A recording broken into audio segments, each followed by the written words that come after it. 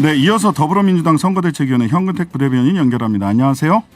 네, 안녕하세요. 현근택입니다. 네, 앞서 인터뷰 진행되는 거 좀 들으셨어요? 예, 들었습니다. 네, 이재명 비리 국민검증특위 김진태 위원장이 제기한 그 이재명 후보의 조폭 연루설 일단 어떻게 봐야 됩니까? 일단 뭐 김진태 의원 개인을 뭐라고 하는 건 좀 그렇지만 네네. 어제 윤석열 후보가 광주를 방문해서 사과를 했잖아요.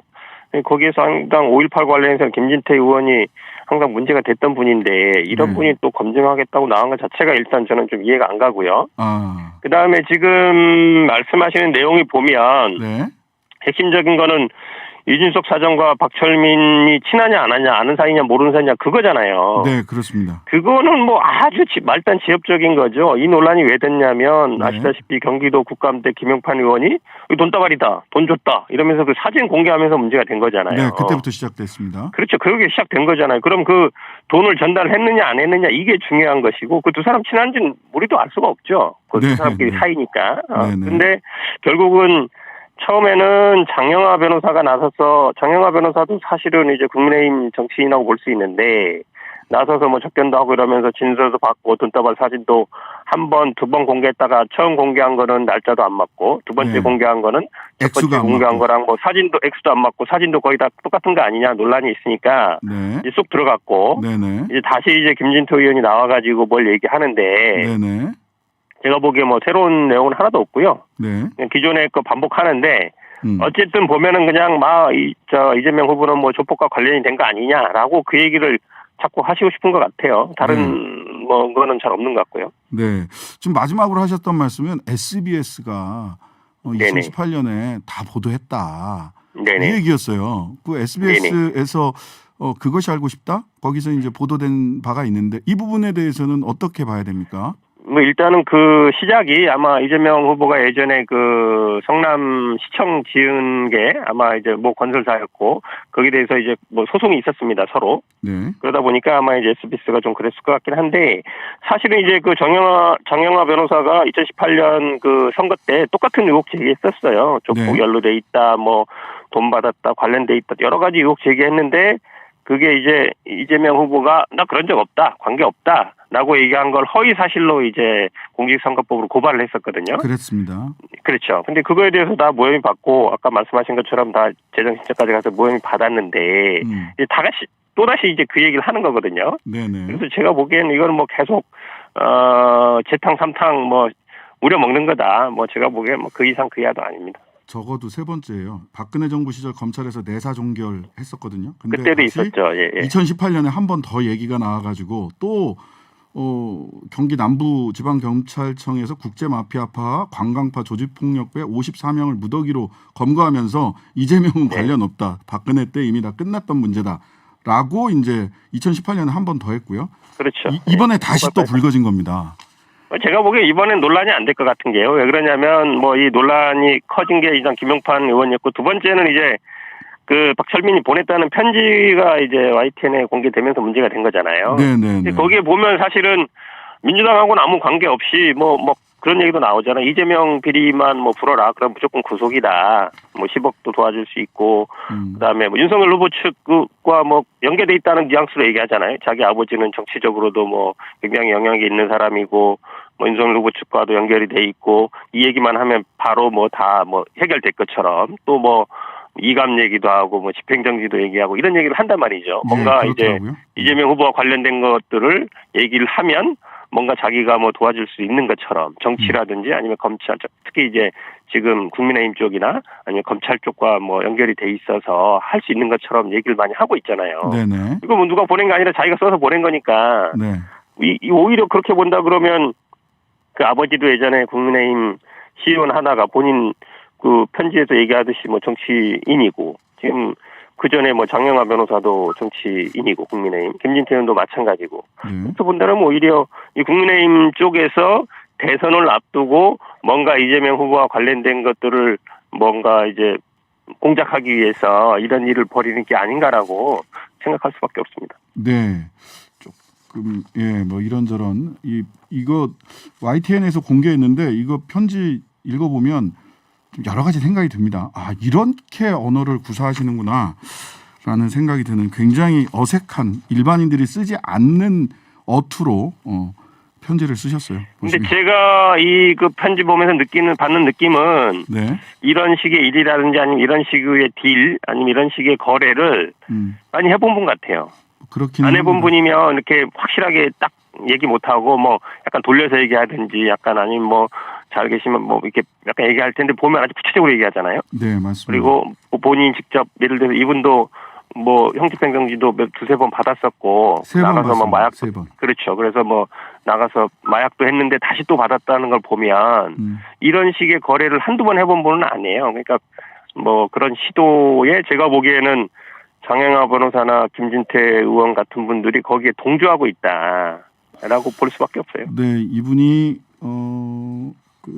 보니까 지금 4년 6월을 받으셨는데 하나는 꽃뱀 사기로 해서 뭐 그런 거죠. 예. 2억 원을 사취했고 편취했고 그다음에 하나는 그 히로뽕 필로폰 흡입이고 그렇죠. 또 하나는 그 감옥에서 내가 잘 봐줄게 하면서 죄수들한테 사기를 쳐서 1억 9천만 원을 편취했더라고요. 그게 이런 거죠. 이제 검사나 이런데 뭐 예를 들어서 정치인 관련된 거, 연예인 관련된 거를 불면 뭐 감명을 받는다든지 그렇게 도와주겠다든지 그런 거거든요. 근데 네. 이분이 지금 현재 뭐 전과를 얘기하는 건 좀 그렇지만 그 전에도 보니까 화려해요. 10대 중후반부터 쭉 거의 뭐 나이가 그렇게 많지 않은데도 오랫동안 뭐 그쪽 바닥에서 생활하셨더라고요. 보니까. 네, 자 조폭 얘기는 여기까지 하시죠. 네네. 그 특검 대장동 특검 수용 발언이 정치권 수용 발언 때문에 이제 정치권 공방 뜨겁습니다. 이 후보께서는 관련 수사가 미진할 경우 아니, 모든 특검은 관련 수사가 미진할 때 만들어지는 거죠. 관련 수사가 잘 됐으면 특검이 안 만들어지는 거고요. 그 다음에 그렇죠. 수사 범위로 부산저축은행 대출 사건 당시 윤석열 후보가 중수 이과장으로 주인 검사했던 부산저축은행 대출 사건 왜 기소 안 됐냐 이 부분하고 하나은행이 왜 화천대유한테 돈을 몰아줬느냐 하는 하나은행 컨소시엄 관련된 부분까지 다 조사하자 이렇게 제안을 하셨네요. 이게 네네네. 뭐 특별히 의미하는 바가 있는 건가요? 결국은 당연히 말씀하신 것처럼 특검이라는 거는 검찰 수사가 안 됐을 때 하는 거기 때문에 그건 뭐 당연한 얘기고요. 그다음에 이제 수사 범위와 관련된 건데 수사 범위는 당연히 대장동 시작부터 해야죠. 그러니까 지금 대출이 뭐 2009년 10년이나 한다 그러면 그 수사가 2011년에 이루어진 거잖아요. 네. 저는 뭐 그 이전부터 2004년 5년이든 관련된 건 전부 해야 된다고 봅니다. 할 거면 다 하자. 네. 그렇죠. 왜냐하면 지금 그 저축은행 1,800억 중에 이제 1,100억이 부산저축은행인데 그 돈이 결국 땅 사는 데 들어간 거거든요. 네네. 부동산 사업에서 제일 중요한 게 토지 초기 매입비잖아요. 네. 그 돈이 어디 사라진 게 아니에요. 결국 그 사람들이 남아서 결국은 사업을 해간 거기 때문에 그 돈이 만약에 당시에 제대로 수사가 됐다면 그 사람들이 물러났을 수도 있죠. 그렇기 때문에 네. 당연히 수사를 해야 되는 것이고 네. 지금 중요한 건 이제 특검을 누가 임명할 거냐 이 부분이 중요하잖아요. 네, 임명권 야당이 가져가야 그렇죠. 된다라고 이준석 대표가 이야기했어요. 이 부분은 이게 어떻습니까? 말이 안 되는 게요. 그러면 야당의 지금 당대표는 이준석 대표지만 사실상 윤석열 후보한테 당무 우선권이 넘어갔잖아요. 그렇죠. 그럼 이제 윤석열 후보가 임명하는 거나 마찬가지예요. 네네. 근데 윤석열 후보도 수사 대상이고, 그다음에 그 아버지 집도 김만배 누나가 사줬잖아요. 네. 뿐만 아니라 뭐 곽상도 의원이니 박영수 50억 100억도 있고, 50억 클럽도 다 보면은 국민의힘 쪽 사람인데, 네. 그 야당이 그러면 본인들의 수사는 안 하겠다는 거잖아요. 네. 그 말이 안 되는 거예요. 제가 보기엔 기본적으로. 그래서 이거는 뭐 오히려 협상을 하기 싫다, 특검하기 싫다. 그러니까 쉽게 얘기하면 이재명 후보의 배임과 관련된 것만 수사하고 나머지는 빼자. 그러니까 수사 범위를 이재명 배임 특검 이렇게 하자는 얘기를 그렇죠. 보이는데. 그렇게 하고 싶다는 얘기죠. 그러니까 지금 50억 클럽, 50억 받아간 사람, 100억 받아간 사람, 아니면 그 전에 이루어졌던 이런 것들은 다 빼고 하자는 건데 네. 사실은 지금 검찰 수사도 우리가 눈에 얘기하지만 돈의 흐름을 쫓아야 되거든요. 네. 돈이 어디로 들어와서 어디로 갔는지를 봐야 되잖아요. 배임이라는 거는 사실은 추상적인 개념이기 때문에 잘 안 보인단 말이죠. 네네. 제가 보기에는 이준석 대표의 발언은 정확하게 얘기하면 그건 빼고 요것만 수사하자 이렇게 해석할 수밖에 없어요. 이재명 배임 특검만 하자라는 얘기로 해석할 그렇죠. 수밖에 없다. 자, 김혜경 씨 낙상 사고 두고요. 지난 이틀간 별별 소식들이 다 돌아다녔습니다. 그렇죠. 네네네. 온갖 카톡이나 SNS로 온갖 얘기들이 다 왔다 갔다 했거든요. 이거 실체가 뭡니까? 지금 그건 이제 저희들이 보도한 것처럼 갑자기 예. 쓰러지셨는데 이제 온갖 소문이 돌았죠. 뭐 다른 여자 얘기도 나오고 아니면 뭐 어떻게 싸웠다는 얘기도 있고 온갖 뭐 유튜브에도 나오고 SNS 돌고 있어서 네네. 그래서 저희들은 뭐 어차피 그때 당시에는 바로 뭐 아픈데 뭐 사람 사진 찍어놓고 이런 건 없잖아요. 네네. 뭐 사진을 공개하라 그러는데 그 뭐 치료가 아니 사실은 정치인들이라지만 집에서 사람이 쓰러졌는데 사진 찍는다는 건 말이 안 되고요. 병원 네네. 가서도 이걸 의도적으로 뭐 사진 찍을 일은 없고 그렇다 그러면 제일 먼저 오는 분들이 119일 테니까 이제 네네. 그분 이제 119의 기록이라든지 이런 걸 보면 되는 것이고 네. 자꾸 뭐 사진 공개하라 이건 제가 보기에 억지로 사진을 찍어놨을 경우에 가능한 거기 때문에 그거는 네네. 제가 보기에 오버한 것 같고 또 음.